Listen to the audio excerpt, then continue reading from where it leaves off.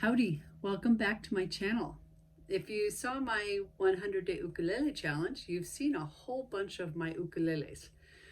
I played a bunch of them through the course of that 100 days, but there were a few I played most of the time because I have a few favorites, and because I have rheumatoid arthritis, and there are some days where I cannot play certain instruments because the strings are just firmer, or it's just less comfortable to hold or whatever.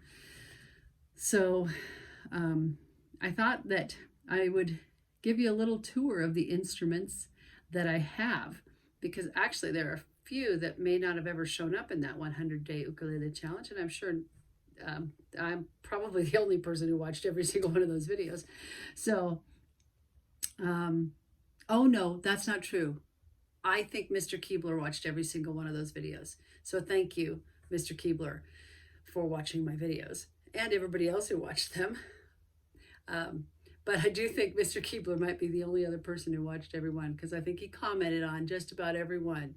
If you haven't checked out Mr. Keebler's channel, check it out, because he and my pal Al are fun. Anyway, I thought I would do a little tour of my ukuleles and show you what I have. You can see in the background over here my Pono 8-string. That one is, I think, in my opinion, my most beautiful instrument. It is a little bit hard for me to play on bad arthritis days, because holding the 2 strings down at a time, especially if I have to do bar chords, is really challenging on that instrument. But it has such wonderful sustain. It's so beautiful. It's got a satin finish that just feels like perfection to touch. It's just a gorgeous instrument. It has a wonderful sound, and the sustain is unreal on the Pono 8-string. Taropatch. That one's name is Tara the Taropatch. There's a video here on my channel all about Tara, with all the specs and facts and all of that. So that's one of my beautiful instruments, but I'm going to give you a little bit of a tour of the rest of them. So here we go. If you've been watching my videos for a while, you are aware that one of our girls, Shay, went off to college in the fall, and I took over her bedroom. So this is actually what we call the Shay Shed. It is Shay's bedroom.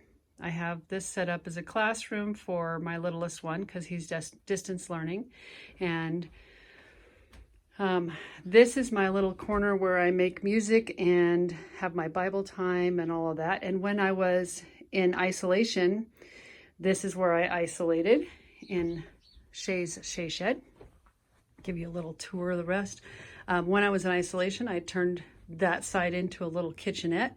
So this is where I hang out when I'm making music or having quiet time. So that's why I have 6 ukuleles in here right now. This little guy over here is the one that started it all. That is actually Caleb's instrument, and it's a soprano, Everjoy's soprano. It's not the most stunning ukulele in the world, but it started the ukulele craze in Scribnerburg, so we love that one. And up here in the upper left is my Hricane tenor. It's a Thinline, and it has what they call deadwood. I'm not exactly sure if that's spalted maple or what, but they call it deadwood on the back. It's really beautiful. See if I can hang that back up without dropping it. There we go.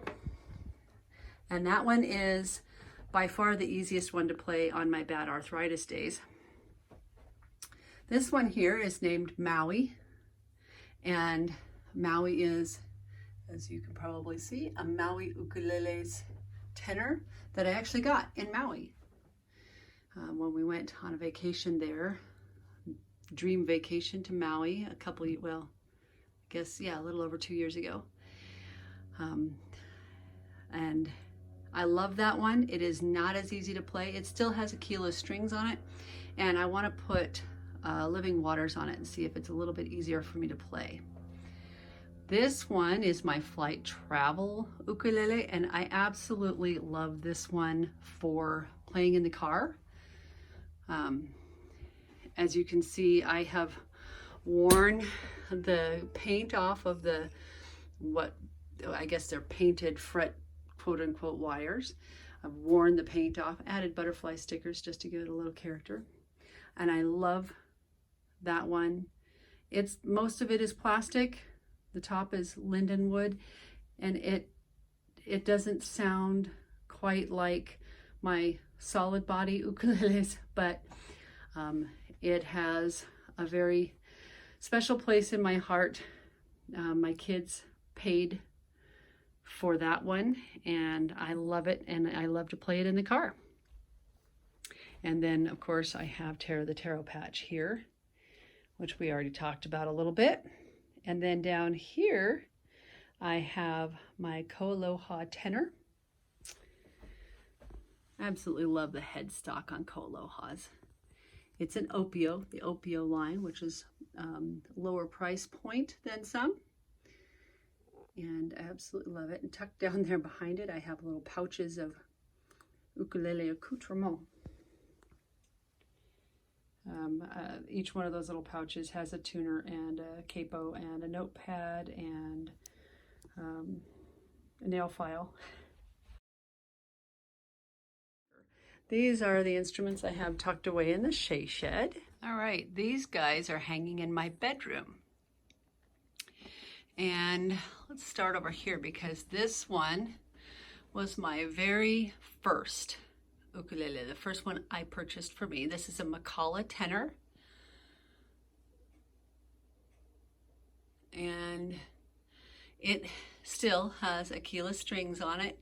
And I find Aquilas to be a little too firm for me to play on bad arthritis days. The Makala also has a really deep box, which I find a little bit awkward now that I've played some thinner ones. But that one also is a very special place in my heart because it was my very first that was mine. And next to that is my Makala Dolphin. And my Dolphin's name actually is Delfino. And I just got that one for the fun of it. It's not a spectacular instrument or anything, but it's cute, it's fun, and I don't mind because it's not a really expensive one, letting children play that one.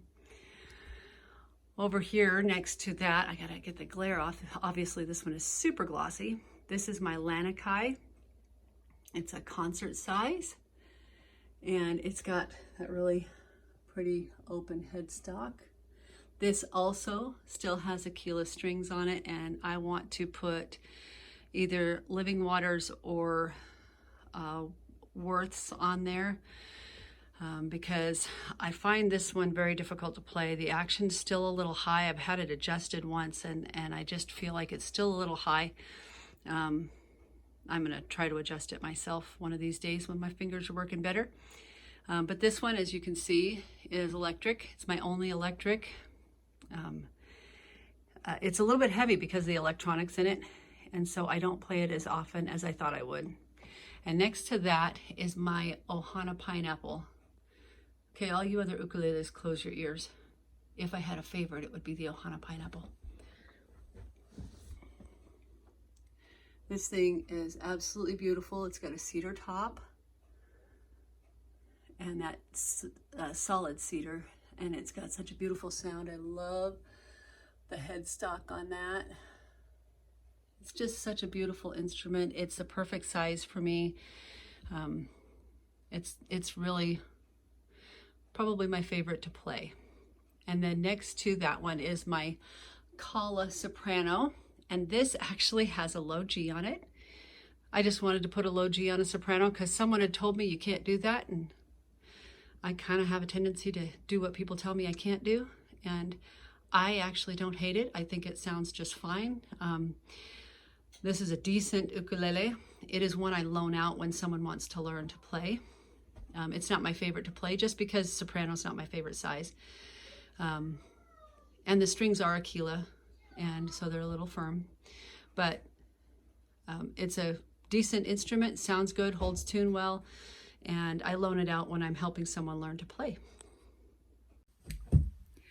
If you were already aware of my ukulele census, you know that I just showed you 10 instruments, but I actually own 13. One of them is a mahalo that I got really inexpensively just to have to either give away or loan out or whatever. And it is put away. It is really not a great instrument. It's adorable. It's peanut shaped, more peanutty shaped than most of them with the double bout. It's narrower and it's really adorable, but it does not have good sound. It does not have good intonation. And I actually won't play it or even loan it out because the intonation is so bad. So it is tucked away. I wasn't going to dig it out for this because I don't play it. I also have a Nova U, Enya Nova U, that I keep in the car. And you've seen that one in some of my videos, I'm sure. Or you can, if you haven't, you can just flip back, and I did a sound sample on that one some months back. So you can look through and find that if you would like to take a closer look at my blue Enya Nova U. I really do like it. It's got a low G string on it. I keep it in the car all the time. The only reason I didn't pull it out for this is because I have kind of profiled that on my channel already. And I also have a butterfly that I won in a contest. I won that from One Music School and Butterfly Ukuleles, and that was fun. If you're looking for tutorials, information you need to learn, check out One Music School. Katie Tenor has an awesome channel and fabulous instructions. So I highly recommend her if you're trying to learn to play. Anyway, the butterfly came unfinished, and Ken and I finished it, and it's really a pretty instrument and I really like it. I put living water strings on it and it's really nice to play, but that one lives at the church so that I always have an instrument at the church, and I did not go down to the church to get that one. There is also a video here on YouTube of the butterfly because I did a video of our refinishing and the finished product there. So those are my instruments. Right now I have 13. I do love to collect them, but I don't just collect them, I play them. I actually play all of them. We also have a few others around here. Caleb has another one that didn't show up in this video. It's the Flight Elise Eklund, the first Elise Eklund signature ukulele.